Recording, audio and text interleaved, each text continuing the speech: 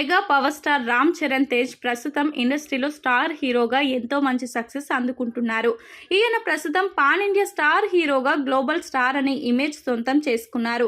ఈ విధంగా నటుడిగా ఇండస్ట్రీలో అంచెలంచెలుగా ఎదుగుతూ ఎంతో కీర్తి ప్రతిష్టలను సొంతం చేసుకున్నటువంటి రామ్ చరణ్ సినిమాల పరంగా ఎంతో బిజీగా ఉన్నారు. ఇటీవల డాక్టరేట్ అందుకున్నటువంటి ఈయన తన క్రేజ్ పెంచుకుంటూ పోవడంతో రెమ్యునరేషన్ కూడా భారీగానే పెంచుకున్నారని తెలుస్తుంది. ప్రస్తుతం శంకర్ దర్శకత్వంలో రామ్ చరణ్ గేమ్ చేంజర్ సినిమాలో నటిస్తున్నారు. ఈ సినిమా తర్వాత ఈయన తన 16వ చిత్రాన్ని బుచ్చిబాబు దర్శకత్వంలో నటిస్తున్న సంగతి తెలిసిందే. ఇప్పటికే ఈ సినిమా పూజా కార్యక్రమాలు పూర్తి చేసుకుంది. జూన్ చివరి నుంచి ఈ సినిమా రెగ్యులర్ షూటింగ్ పనులు ప్రారంభం కాబోతున్నాయని తెలుస్తుంది. ప్రస్తుతం ఈ సినిమా ప్రీ ప్రొడక్షన్ పనుల్లో జరుపుకుంటుంది. ఇక ఈ సినిమా RC16 టైటిల్ తో షూటింగ్ పనులు జరుగుతున్నాయి. ఇదిలా ఉండగా తాజాగా రామ్ చరణ్ కి సంబంధించిన ఒక వార్త వైరల్ గా మారింది. RC16 కోసం రామ్ చరణ్ ఏకంగా రెమ్యునరేషన్ భారీ స్థాయిలో పెంచారని తెలుస్తుంది.